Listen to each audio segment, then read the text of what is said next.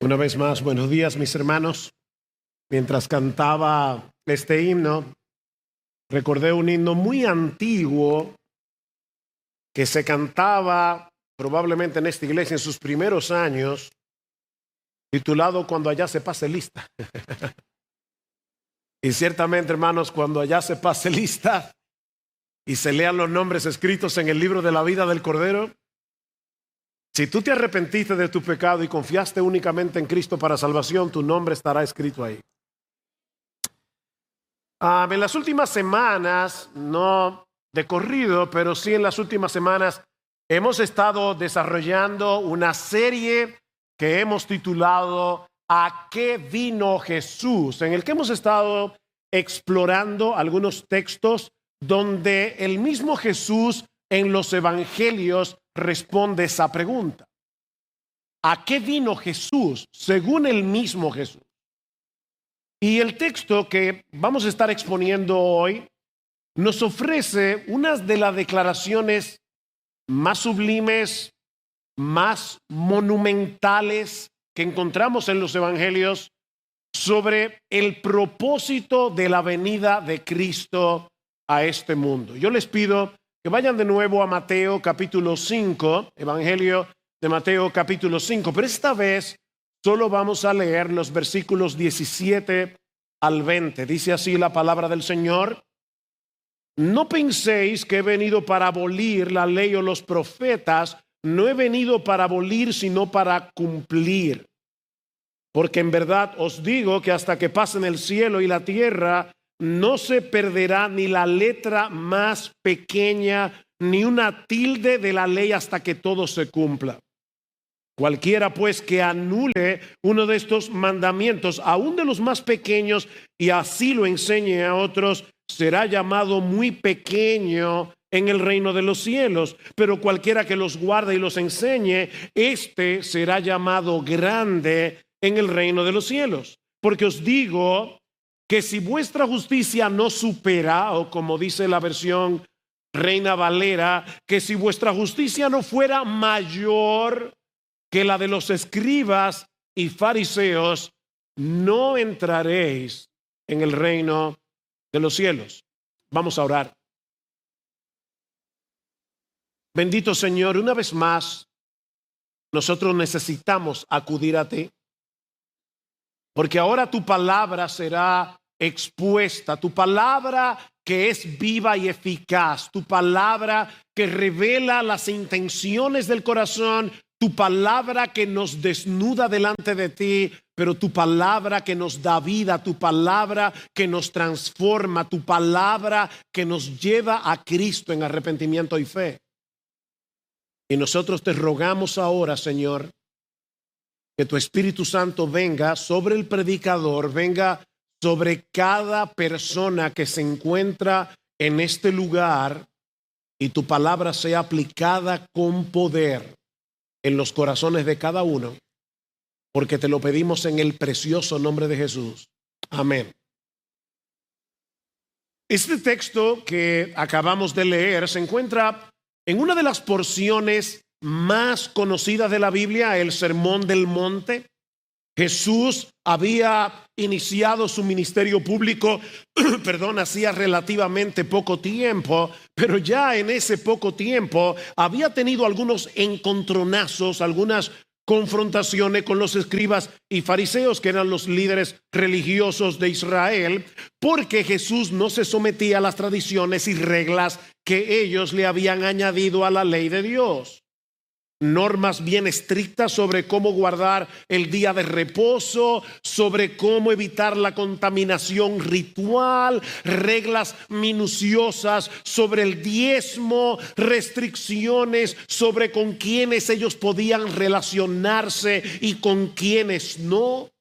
Ahora, irónicamente, todas esas tradiciones, todas esas reglas, aunque complicadas, detalladas, fueron diseñadas para hacer la ley más manejable desde una perspectiva humana. Es mucho más fácil decirle a una persona, bueno, en el día de reposo tú no puedes usar caja de dientes porque dice la Biblia que no se debe llevar carga, y ponerse una caja de dientes en ese día es una carga. Eso lo decían los rabinos en el tiempo de Jesús. Es mucho más fácil decir eso que decirle a una persona, el día de reposo es un día en el que nosotros debemos tener comunión con Dios de corazón, adorarle de corazón, reunirnos con su pueblo para alabarlo como Él merece. Las reglas son mucho más fáciles de guardar.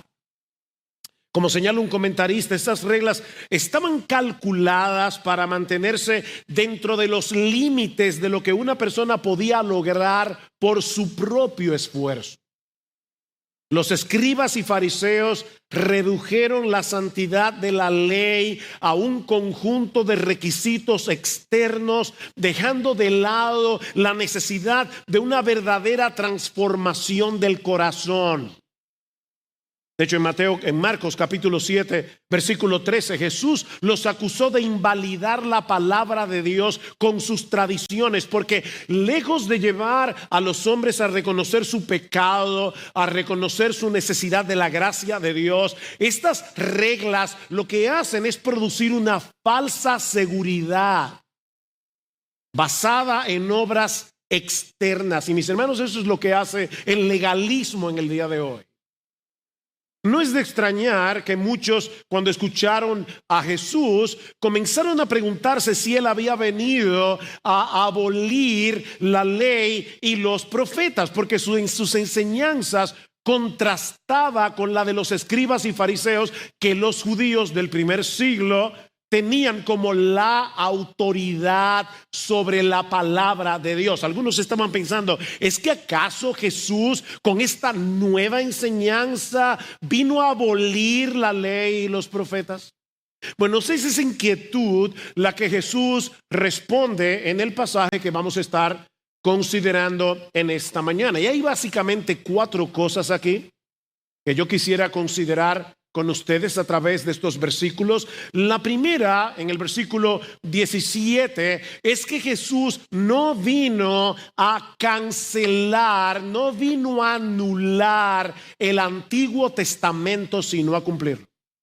Versículo 17. No penséis, noten que mucha gente probablemente estaba pensando eso. No penséis que he venido para abolir la ley o los profetas. Esta expresión, la ley, los profetas, era una categoría general que usaban los judíos para referirse a todo el Antiguo Testamento. Seguramente la mayoría de ustedes recuerda la regla de oro, la famosa regla de oro que aparece en Mateo capítulo 7, versículo 12. Y lo que Jesús dice aquí es que esta regla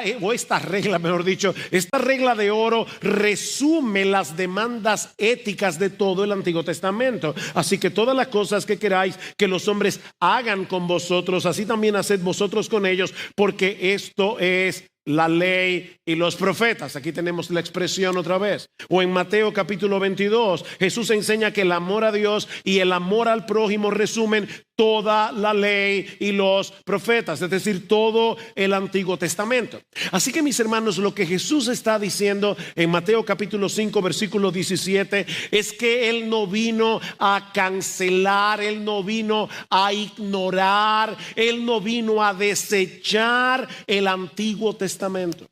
Esta palabra que se traduce abolir significa derribar, destruir. De hecho, es la palabra que se usa en Mateo capítulo 24, versículo 2, cuando Jesús predice la destrucción del templo. Mis hermanos, Cristo no vino a invalidar, Cristo no vino a desechar las escrituras del Antiguo Testamento. Él vino a cumplirlas. Cristo vino a mostrar en su enseñanza el verdadero significado y propósito de la ley y los profetas. Él vino a obedecer la ley hasta en el más mínimo detalle. Él vino a llevar a cabo la obra de redención anunciada, prefigurada en la ley y los profetas. Ahora, yo quiero que nos pongamos por un momento en los judíos que escucharon a Jesús aquel día predicando el Sermón del Monte. Los judíos reverenciaban el Antiguo Testamento como la revelación del Dios vivo y verdadero, y en eso tenían toda la razón. Y ahora llega Jesús y básicamente lo que les está diciendo es lo siguiente.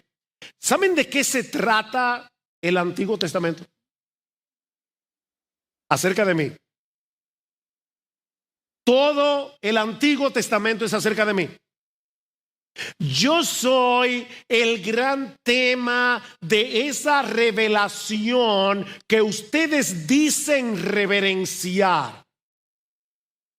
En Juan 5:39, Cristo le dice a los judíos, y otra vez, hermanos, traten de imaginarse la reacción. Examináis las escrituras porque vosotros pensáis que en ellas tenéis la vida eterna y ellas son las que dan testimonio de mí. Todo lo que hay en el Antiguo Testamento, el tema de este libro, de esta parte de la Biblia que cubre la tercera parte de la Biblia, Cristo está diciendo es acerca de mí. Y obviamente los evangelios es acerca de él. Y obviamente el resto de los libros del Nuevo Testamento es acerca de él. Cristo es el gran tema del Antiguo Testamento y del Nuevo Testamento. Más adelante en ese mismo capítulo de Juan capítulo 5, dice en el versículo 46, porque si creyerais a Moisés, me creeríais a mí, porque de mí escribió él. O sea, fue de mí que Moisés escribió en el Génesis, fue de mí que Moisés escribió en el Éxodo, fue de mí que Moisés escribió Levítico, fue acerca de mí que Moisés escribió Números, fue acerca de mí que Moisés escribió el libro de Deuteronomio. Es acerca de mí, es acerca de mí, es acerca de mí. ¿Recuerdan ustedes la historia de los dos discípulos que iban camino a la ciudad o a la aldea de Maús luego de la resurrección de Jesús? Dice Lucas, en Lucas 24, que ellos iban apesadumbrados, tristes, porque ellos creían que con la muerte de Jesús habían muerto también todas sus esperanzas mesiánicas. ¿Y qué les dice Jesús? Lucas 24:25. Oh, insensatos y tardos de corazón para creer todo lo que los profetas han dicho. ¿No era necesario que el Cristo padeciera estas cosas y que entrara en su gloria? Y ahora oigan, escuchen. Y comenzando desde Moisés, Génesis, Éxodo, Levítico, Números, Deuteronomio, y siguiendo por todos los profetas, les declaraba en todas las escrituras lo que de él decían. Es acerca de mí, dice Jesús. Toda la escritura es acerca de mí. Detrás de todas las historias, mandamientos, ceremonias, profecías, promesas que encontramos en el Antiguo Testamento, hay una imagen central que emerge de sus páginas, una persona que es la clave para entenderlo todo, nuestro Señor Jesucristo. Recientemente oí una historia bien simpática de un papá que la mamá le dice, mira, tú te puedes quedar cuidando a la niña en lo que yo llego, que voy a salir a hacer una diligencia. El papá le dice que sí, pero como él está leyendo el periódico, se pone a pensar, déjame ver qué yo puedo hacer para mantener a la niña ocupada un buen tiempo. Y se acordó que en el suplemento del periódico había un mapa mundi, así que él llama a la niña, le dice, Susi, ven que vamos a jugar un juego. Toma el mapa mundi, lo divide, lo corta en varios pedazos como una especie de rompecabezas, lo mezcla todo y le dice, arma de nuevo el mapa del mundo y cuando termines me llama. Y por supuesto el papá pensó, voy a tener un buen rato para poder leer el periódico, pero al poco tiempo la niña le llama y le dice que ya terminó. Y cuando el papá le pregunta, pero ¿cómo es posible que lo pudiste armar en tan poco tiempo? La niña le dijo, bueno, porque cuando tú estabas cortando el mapa, yo me di cuenta que abajo había la figura de un hombre. Así que yo pensé, si formo a la figura del hombre, formo el mapa. Bueno, déjame decirte que la Biblia funciona de la misma manera. Si tú puedes ver a Jesús, tú pones en orden el mapa de la historia redentora. Ahora, debo aclarar que eso no quiere decir Mis hermanos, eso no quiere decir que todos y cada uno de los versículos del Antiguo Testamento hablan directamente de Jesús, porque no es así. Lo que estoy diciendo es que toda la escritura como un todo apunta hacia Él, nos lleva hacia Él. Así que Cristo no vino a cancelar, no vino a anular el Antiguo Testamento, sino a llevarlo a su pleno significado, a su pleno propósito, a su pleno cumplimiento. Por ejemplo, Jesús cumplió la ley moral. ¿Cómo? Viviendo en perfecta obediencia a todos los mandamientos de Dios. Una obediencia que ninguno de nosotros, nunca podríamos alcanzar por nosotros mismos. La vida sin pecado de Jesús es el ejemplo perfecto de lo que significa amar a Dios con todo el corazón, con todo el alma, con toda la mente, y amar al prójimo como a sí mismo. Cristo cumplió perfectamente la ley moral, pero no solamente eso. Cristo vino a enseñarnos cuál es la verdadera intención y el verdadero alcance de la ley moral de Dios. Noten lo que sigue diciendo el Señor en el versículo 21. Habéis oído que se dijo a los antiguos, a los antepasados, no matarás. Ese es uno de los 10 mandamientos. Pero ahora, noten cómo los fariseos le añaden al mandamiento lo que no está en el mandamiento.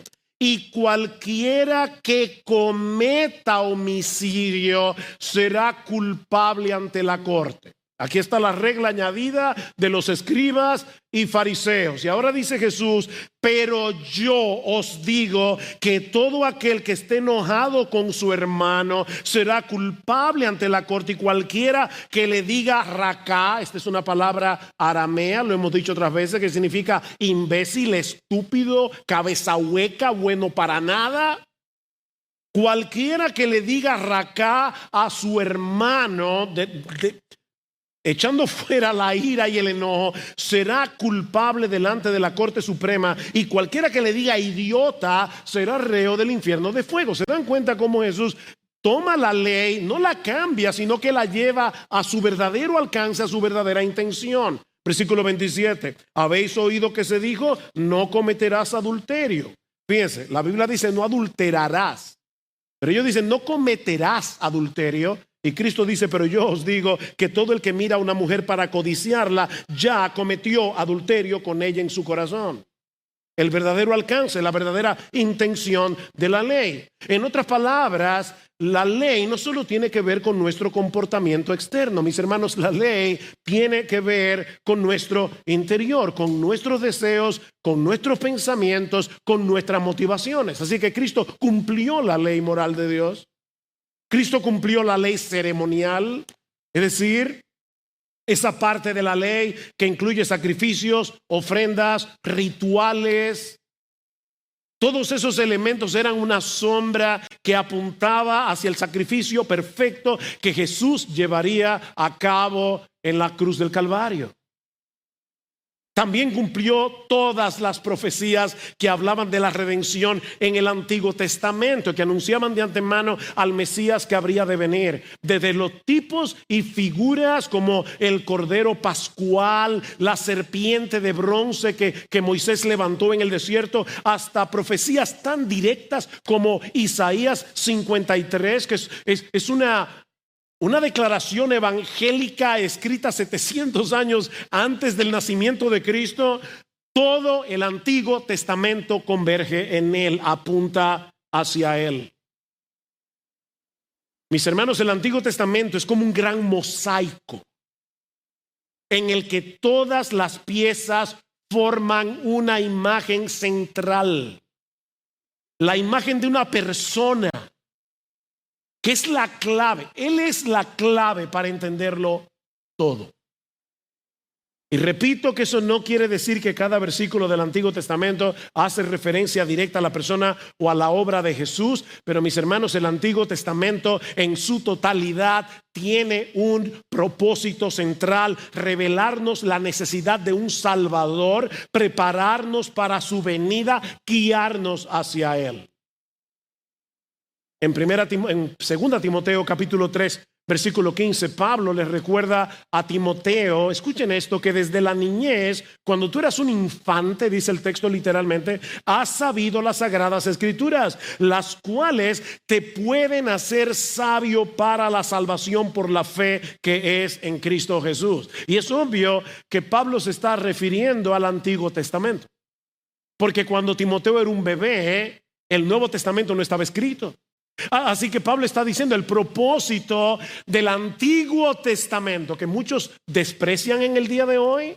El propósito del Antiguo Testamento es hacernos sabios para la salvación que es en Cristo Jesús. Seguramente muchos de ustedes conocen el cuento infantil de Hansel y Gretel. Era Hansel, mientras se internaban en el bosque, iba dejando migajas de pan. ¿Para qué? Bueno, que le sirvieran como señales para poder volver a casa.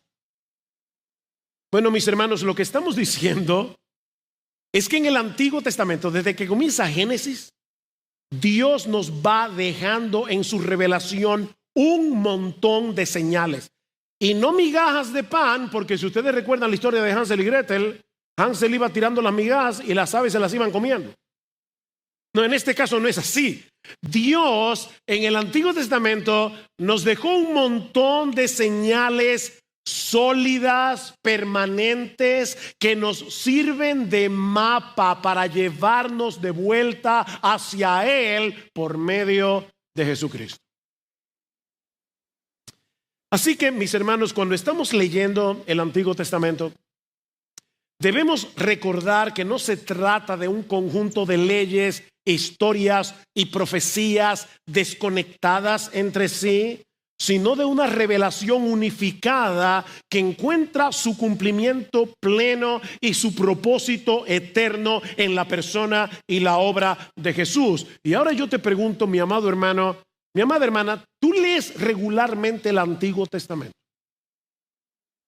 Si yo dijera hoy en la mañana, abran sus Biblias en el libro de Miqueas, ¿tú sabes dónde está?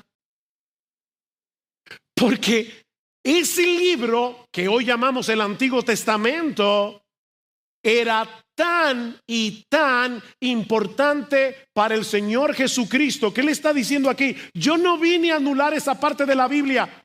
¿Por qué no la estás leyendo? ¿Por qué no le estás tomando en serio si Cristo lo tomó tan en serio? Tan en serio que noten ahora lo que dice el versículo 18. Lo que nos lleva a nuestro segundo encabezado. Ya vimos, Cristo no vino a anular el Antiguo Testamento, sino a cumplirlo. Pero en segundo lugar, vemos también que Él vino a establecer el carácter permanente de toda la palabra de Dios, incluyendo el Antiguo Testamento. Versículo 18. Porque en verdad os digo, deténganse allí un momento, la frase que se traduce por 3 palabras en español, porque en verdad, es una sola palabra en el original, es amén. Amén, dice Jesús. Y lo que esa palabra significa básicamente es algo que es absolutamente veraz, algo absolutamente confiable. Cuando Cristo decía amén o cuando decía amén, amén, yo os digo, lo que está diciendo, lo que voy a declarar ahora es extremadamente importante. Ahora dice Cristo, porque en verdad os digo que hasta que pasen el cielo y la tierra, es decir, hasta el fin del mundo, hasta que concluya esta era y comience la eternidad. Y ahora voy a leer de la Reina Valera, porque lo traduce más literalmente. Ni una jota ni una tilde pasará de la ley hasta que todo se haya cumplido.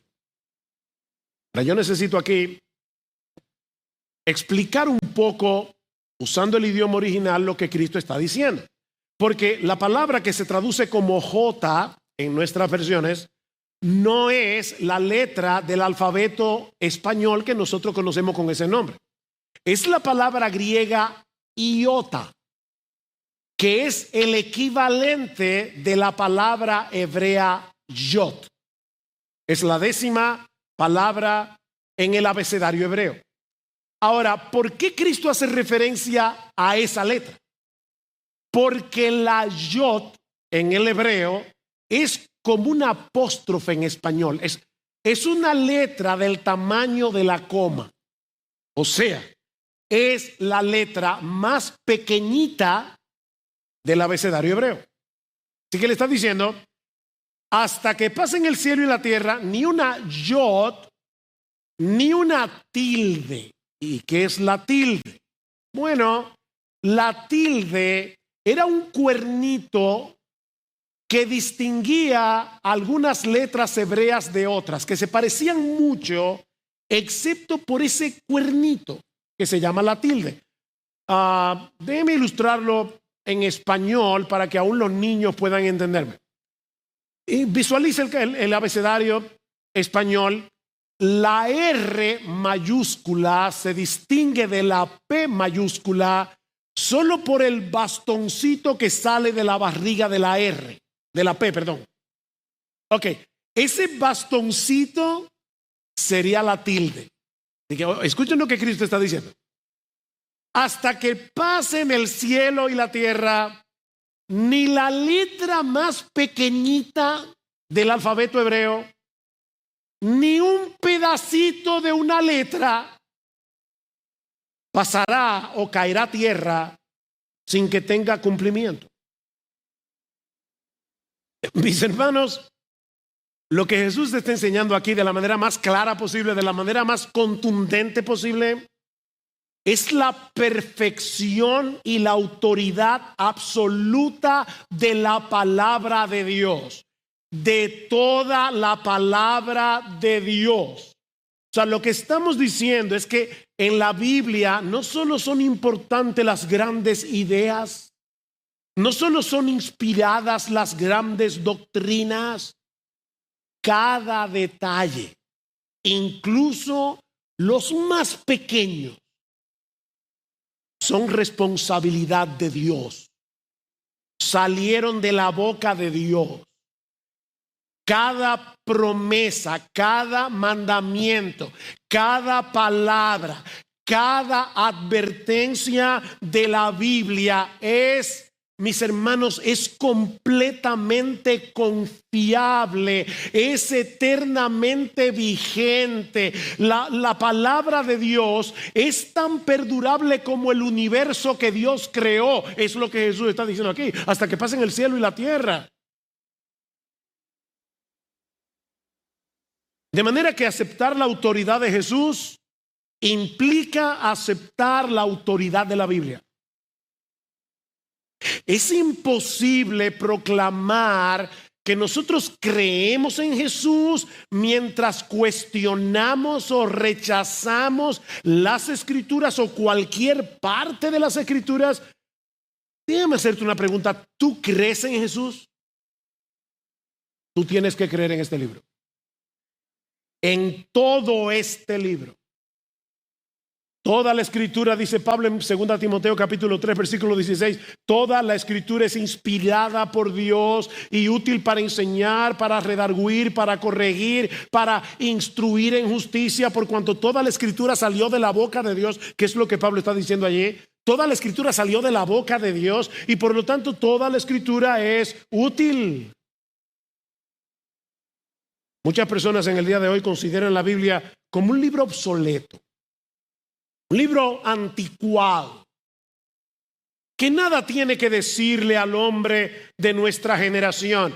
Pero mis hermanos y amigos, si la Biblia es la palabra de Dios, ese libro nunca será irrelevante. Este libro no necesita actualizaciones. No hay que hacerle un update ni un upgrade a la Biblia. La sabiduría de Dios es infinita. Él lo sabe todo. Lo que Dios opina acerca de cualquier cosa es lo que es y nada más. Así que mis hermanos, cuando nosotros escuchamos la voz del mundo, escuchamos las opiniones del mundo que son contrarias a la Biblia con respecto al aborto, con respecto a la homosexualidad, con respecto a la ideología de género, con respecto a cualquier cosa, nosotros tenemos que decir como el apóstol Pablo en Romanos capítulo 3, versículo 4, sea Dios veraz y todo hombre mentiroso. Este libro es la verdad absoluta, la verdad absoluta y verdadera de Dios mismo. Es lo que Jesús está diciendo. Así que si tú no tienes a la Biblia en una altísima estima, tú no estás pensando como Jesús. No estás pensando como Jesús. Déjame hacerte una pregunta. ¿Tú lees la Biblia todos los días? No porque es mi deber leer la Biblia, sino porque tú anhelas de todo corazón conocer mejor a Dios, aferrarte a sus promesas, entender cada vez mejor lo que Él hizo a nuestro favor por medio de la persona y la obra de Cristo. El apóstol Pedro dice que si nosotros somos creyentes debemos desear como niños recién nacidos la leche espiritual no adulterada para que por ella crezcáis para salvación, si es que habéis gustado la benignidad del Señor. Tú eres creyente, bueno, mira como un bebé recién nacido desea la leche de su madre. Y dice Pedro, bueno, así también todo creyente, no importa los años que tenga en la fe, todo creyente debe anhelar la palabra de Dios, así como un niño recién nacido desea la leche de su mamá. ¿Es este libro un tesoro para ti?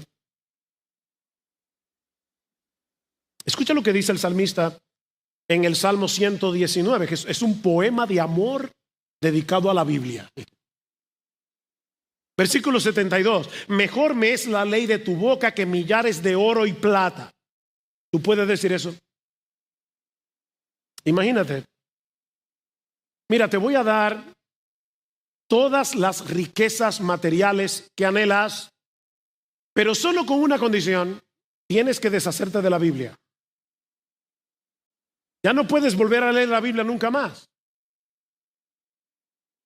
Mejor me es la ley de tu boca que millares de oro y plata. Versículo 127. Por eso he amado tus mandamientos más que el oro muy puro. Versículo 162. Me regocijo en tu palabra como el que haya un gran botín. ¿Puedes identificarte con ese sentimiento del salmista?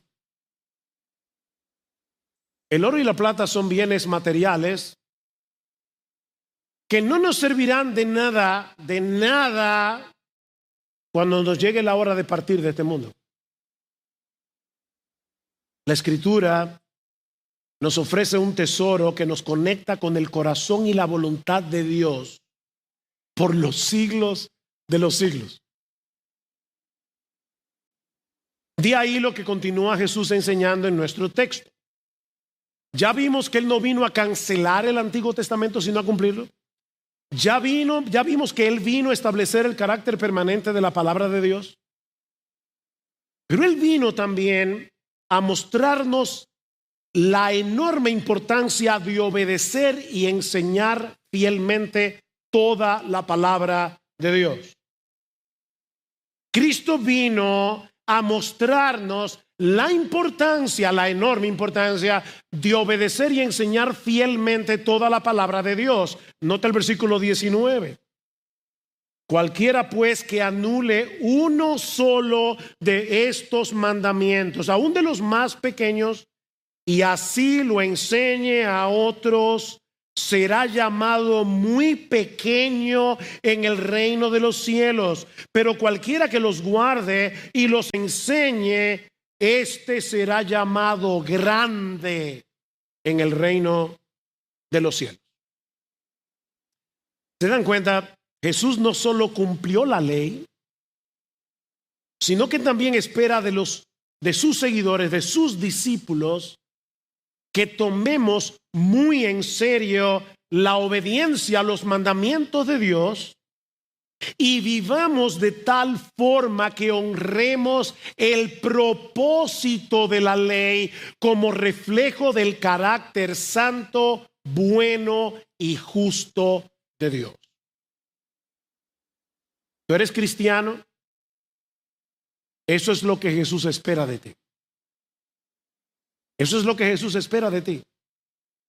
Que tomes muy en serio cada mandamiento de la palabra de Dios. Y aclaro que no es que estamos llamados a observar la ley para ser justificados, o sea, para ser declarados justos delante de Dios. No. La justicia que tú y yo necesitamos la recibimos únicamente en Cristo. Es la justicia de Cristo. Pero al haber sido salvados por gracia, somos llamados a vivir en obediencia a la ley moral, a los mandamientos de Dios, como una expresión de nuestra gratitud y de nuestra transformación en Cristo. Y mis hermanos, esto es algo tan importante que Cristo dice aquí, que nuestra reputación delante de Dios, oye bien, nuestra reputación delante de Dios es directamente proporcional a la seriedad con la que tomamos cada uno de sus mandamientos. Aun aquellos que a nuestros ojos no nos parecen tan relevantes. ¿Qué dice Jesús? Cualquiera pues que anule solo uno de estos mandamientos, aún de los más pequeños, y así lo enseña a otros, muy pequeño será llamado en el reino de los cielos. ¿Qué significa eso? Bueno, que en el cielo, mis hermanos, habrá grados de honor. Será glorioso estar en el cielo. Pero no solamente este texto, hay muchos otros textos de la Biblia que enseñan que en el cielo habrá grados de recompensa, habrá grados de honor. Jesús no está hablando aquí de ser excluidos del reino, sino más bien de que el honor en el reino, no fuera del reino, en el reino será proporcional a la fidelidad en la enseñanza y la práctica de los mandamientos de Dios. Mis hermanos, Dios honra a los que le honran. Dios honra a los que le honran. Y la evidencia de que estamos tomando a Dios en serio es que tomamos su palabra en serio. Muy en serio. Ahora, déjeme aclarar algo para no crear confusión. Nosotros debemos leer el Antiguo Testamento recordando que todas sus leyes y ceremonias fueron cumplidas en Cristo.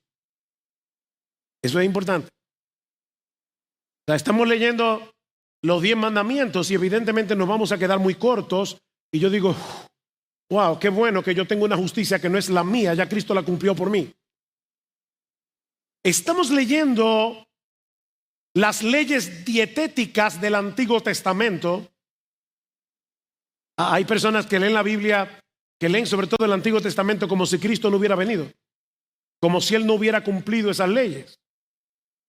Y cada vez que yo me como un sándwich con jamón, pienso, ya esas leyes dietéticas Cristo las cumplió. Ya, ¿qué dice el apóstol Pablo? De todo lo que se vende en la carnicería, compra y come sin motivo de conciencia, porque del Señor es la tierra y su plenitud. Dice en Marcos capítulo 7 que Cristo hizo limpio todos los alimentos. Mi hermano, cómete tu cerdito sin problema de conciencia.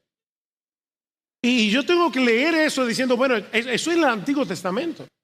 Cuando yo leo de todos esos sacrificios que había que hacer en el altar, yo tengo que recordar que mi Señor ya cumplió con todo eso. No tenemos que hacer penitencia para ser perdonados. Ya Cristo cumplió la ley en nuestro lugar. Hermanos, eso es glorioso. Como dice alguien, yo no tengo ni siquiera que tratar de impresionar a Dios, porque ya Jesús lo impresionó por mí. Él cumplió la ley. Él es el sacrificio perfecto que quitó nuestros pecados de una vez para siempre, como dice Hebreos capítulo 10. Y en su muerte y en su resurrección declaró completo lo que esas leyes señalaban. Pero todas esas leyes siguen siendo relevantes para nosotros hoy. ¿Cómo? Cristo no vino a anular el Antiguo Testamento. Cristo no vino a cancelar el Antiguo Testamento. No es para que lo metas ahora en el bote de basura. Todas esas leyes continúan recordándonos que nosotros necesitamos un mediador. Un mediador que interceda por nosotros delante de un Dios 3 veces santo. Todas esas leyes nos recuerdan que cuando Cristo murió en la cruz del Calvario, Él compró para sí un pueblo santo. Esas leyes dietéticas, muchas de esas leyes del Antiguo Testamento le enseñaban al pueblo de Israel que ellos eran un pueblo diferente. Mis hermanos, una de las desgracias más grandes de la iglesia de nuestra generación es que cada vez más se parece al mundo. A veces es sumamente difícil distinguir a un cristiano, a una cristiana, de una persona que no conoce al Señor. Y cuando yo leo todas esas leyes del Antiguo Testamento que ya no están vigentes, pero que siguen siendo relevantes, recuerdo el principio que está detrás de ella. Dios quiere un pueblo santo, Dios quiere un pueblo separado, Dios quiere a un pueblo distinto del mundo que lo rodea.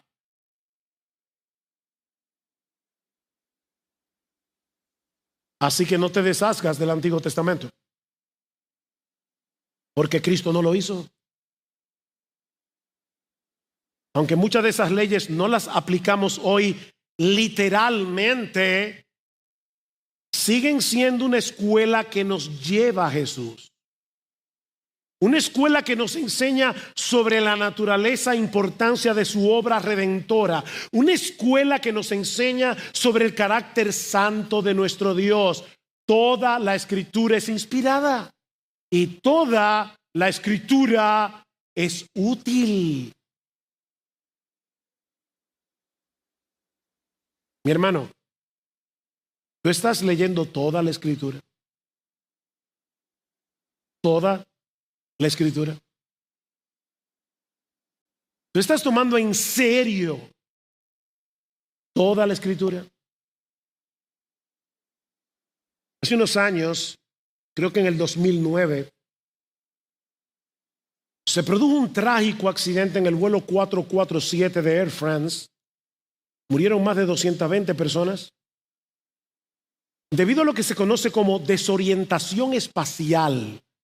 No sé si han oído de eso, pero este es un fenómeno que ocurre cuando un piloto en el aire pierde la capacidad de percibir correctamente cuál es su posición en el espacio, especialmente cuando está volando a baja visibilidad. Cuando ocurre este fenómeno, el piloto puede pensar que el avión está nivelado cuando en realidad está en picada. Es un fenómeno muy peligroso. Él pierde la noción del espacio. Imagínense lo terrible que es eso. Es por eso que a los pilotos se les entrena a no llevarse de su intuición, sino de los instrumentos del avión. Y eso fue lo que pasó en el vuelo 447. El piloto perdió la noción del espacio, se llevó de su intuición y terminó colapsando. No, yo tengo que volar mirando los instrumentos, ¿no? No quites los ojos de los instrumentos. Bueno, mis hermanos, lo mismo sucede cuando nosotros nos guiamos por la vida por nuestros sentimientos, cuando nos guiamos por la vida por nuestras intuiciones, cuando vamos por la vida manejados por la cultura que nos rodea y que a nosotros nos parecen correctas. No, mis hermanos. Este es tu instrumento de vuelo. no le quites los ojos. Óyeme, no importa lo que tú estás sintiendo, no importa tu intuición, llévate de la Biblia. Llévate de la Biblia, porque si quitas tus ojos del instrumento de vuelo, no solamente te vas a extraviar en la ruta, puedes terminar teniendo un trágico accidente en tu vida. La palabra de Dios es el único instrumento confiable. Tomar en serio toda la palabra de Dios, ya lo dije, es tomar en serio a Dios mismo. Es confiar en su sabiduría más que en la nuestra. Mi hermano, Dios es más sabio que tú. Si Él te dice no te dejes de congregar, como algunos tienen por costumbre, óyeme, no te dejes de congregar.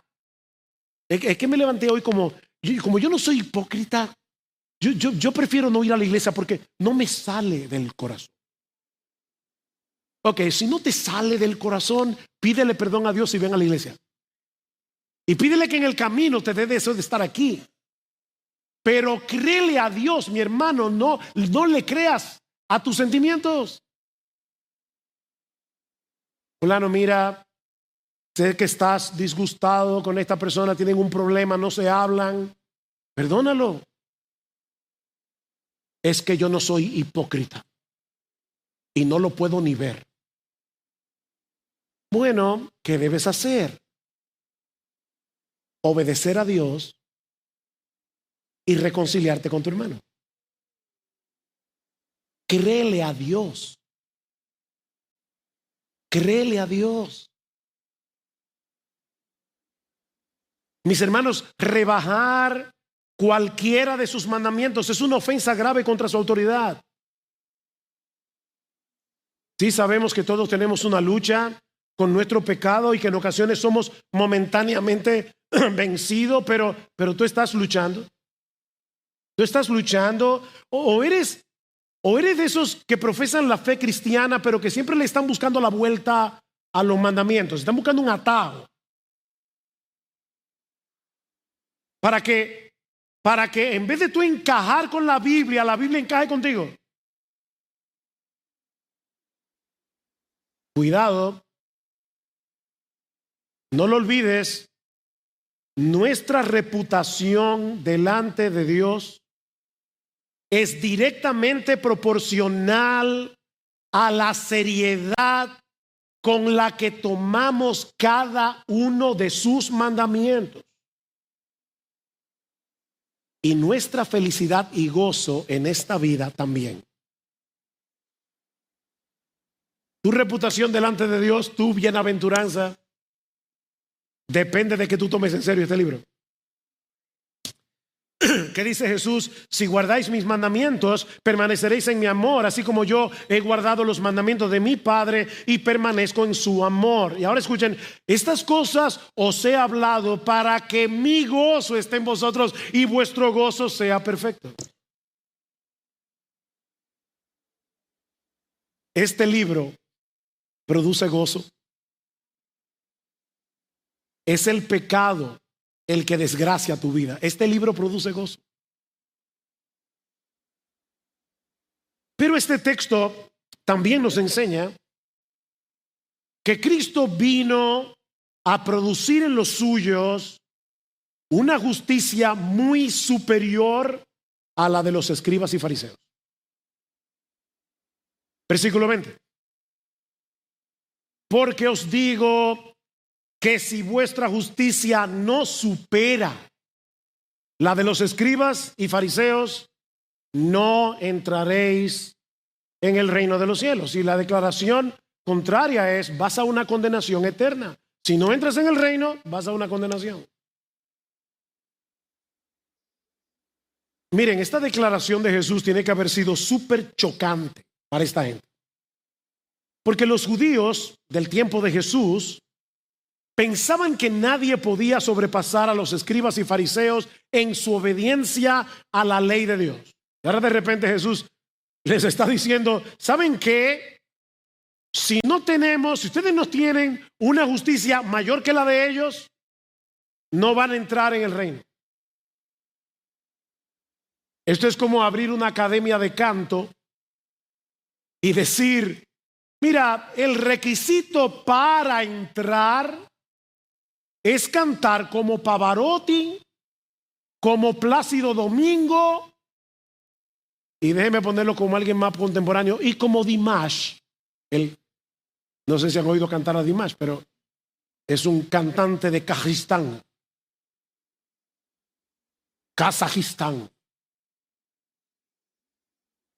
O sea, no te voy a dar ni solfeo, a menos que tú cantes como Plácido Domingo y como Dimash. ¿En qué sentido la justicia del cristiano tiene que ser mayor que la de los escribas y fariseos? Pero déjeme decirle qué no significa el texto. No se trata de superarlos en puntuación como si se tratara de tener una mejor calificación en el examen de obediencia a la ley de Dios. O sea, no es que los escribas y fariseos sacaron un 70 y para entrar en el reino yo tengo que esforzarme por sacar un 100. No. Lo que Jesús está diciendo es que la justicia de aquellos que son sus discípulos, de los que son creyentes, es de una calidad completamente diferente a la de ellos. No es cuantitativamente mayor, es cualitativamente mayor.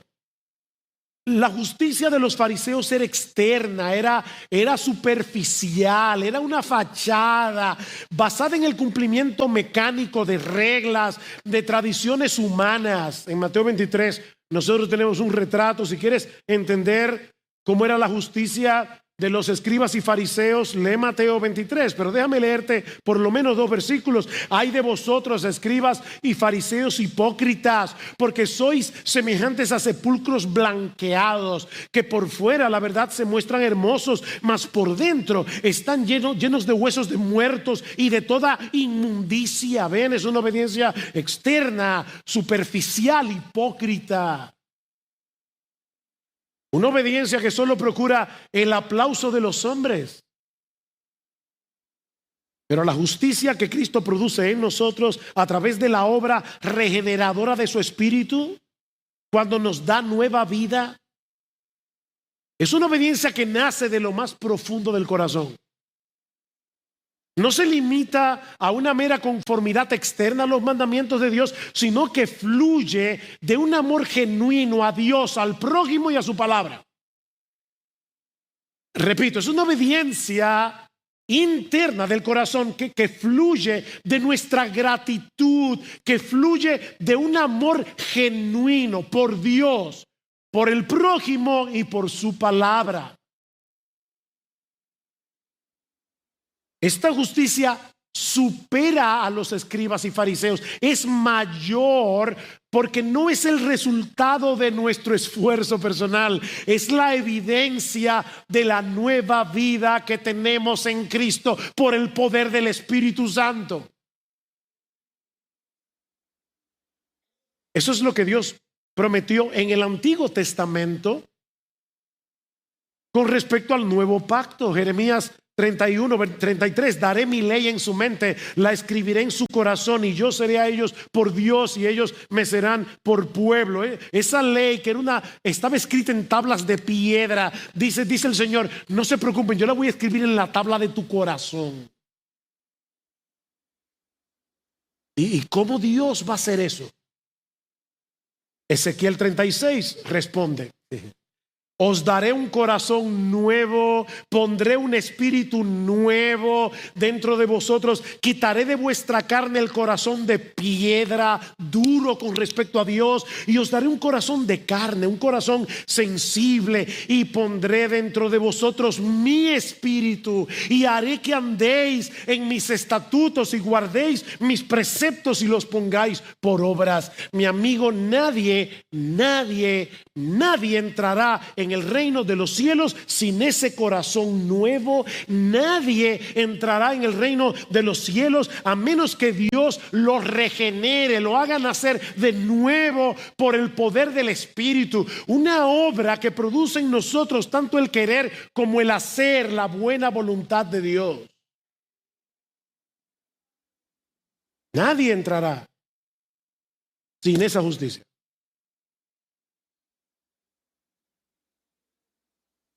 Nota, mi amigo,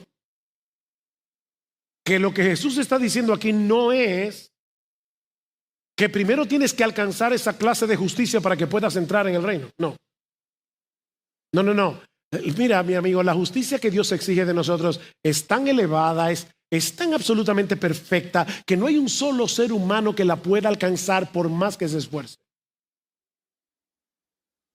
La buena noticia del Evangelio es que Dios promete poner la justicia perfecta de Jesús en nuestra cuenta cuando nosotros venimos a Él en arrepentimiento y fe, confiando únicamente en Él para el perdón de nuestros pecados. Tú y yo, óyeme mi hermano, tú y yo, en la nota del cielo ya tenemos 100 plus.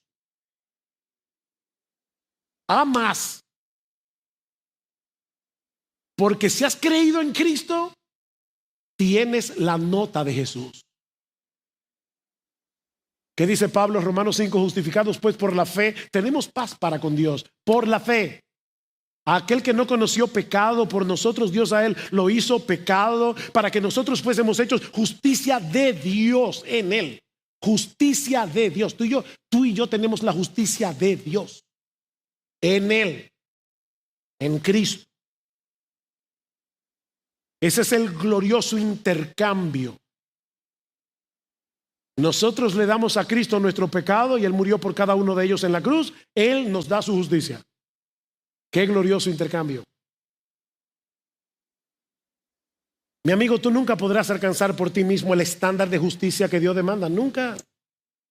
Eso es imposible. Tú necesitas que Jesucristo te dé su justicia por medio de la fe, así como necesitas que el Espíritu Santo cambie tu corazón. Tú necesitas que el Espíritu Santo cambie la inclinación de tu alma, porque la inclinación de tu alma es hacia el pecado. Tú necesitas una nueva inclinación que te mueva hacia Dios, a querer a Dios, a querer hacer su voluntad, a querer glorificarlo a Él y no a ti. Y eso solo puede hacerlo el Espíritu Santo. Solo Él puede poner en tu corazón el deseo de obedecer a Dios. Así que no se trata, mi amigo, de que tú mejores un poco aquí o allá, o de que trates de hacer más cosas buenas que nivelen las malas que tú has hecho. La justicia que Dios demanda es completamente inalcanzable para ti, para mí. Pero lo que no podemos hacer por nosotros mismos, ya lo hizo Jesús.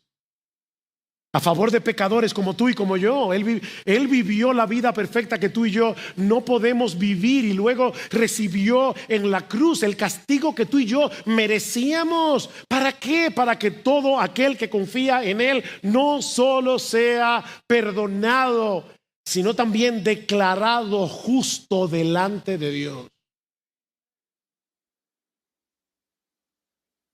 La justicia que tú necesitas, mi amigo, está disponible para ti ahora mismo, por medio de la fe. Pero tienes que venir a Cristo. Nadie puede hacer eso por ti. Mi amigo, ríndete a su gracia. Descansa en su misericordia. Confía plenamente en aquel que vino a cumplir la ley y los profetas. ¿Y sabes qué? Todas las promesas de la palabra de Dios, todas las bendiciones de su pacto eterno serán tuyas a partir de ahora y para siempre. Únicamente por causa de Él. Vamos a orar. Padre, nosotros queremos darte muchas gracias por darnos en tu palabra un pasaje tan hermoso, pero sobre todas las cosas, Señor, por habernos dado a Jesús. Oh, gracias por aquel que vino a cumplir la ley y los profetas. Gracias Oh Señor, porque cuando leemos la Escritura en cada página, nosotros vemos a Cristo cumpliendo todas esas cosas a nuestro favor. Oh Señor, perdónanos por no amar tu palabra como deberíamos amarla. Perdónanos, Señor, por no tomar tan en serio como Jesús cada mandamiento de tu palabra. Perdónanos, oh Señor, porque no leemos tu Biblia, no atesoramos tu Biblia como deberíamos atesorarla en el corazón. Perdónanos, Señor. Oh Señor, obra en cada miembro de Iglesia Bíblica del Señor Jesucristo, para que nosotros tomemos en serio tu palabra, toda tu palabra, exactamente como Jesús lo hizo. Pero sobre todas las cosas, Señor, ayúdanos a ver a Cristo a través de tu palabra, para que continuamente nosotros seamos movidos a venir en adoración delante de Él y a darle gracias por la obra maravillosa que Él llevó a cabo a nuestro favor en la cruz. Pero mira, Señor, a todos aquellos que están aquí sin Cristo, ábreles el entendimiento, Señor. Ábreles el entendimiento, muéstrales su necesidad de Jesús, muéstrales su necesidad de un mediador. Y tráelos hoy a Cristo, Señor, en arrepentimiento y fe. Padre, obra poderosamente hoy, porque te lo suplicamos para la gloria de tu Hijo y en el nombre de tu Hijo. Amén y amén.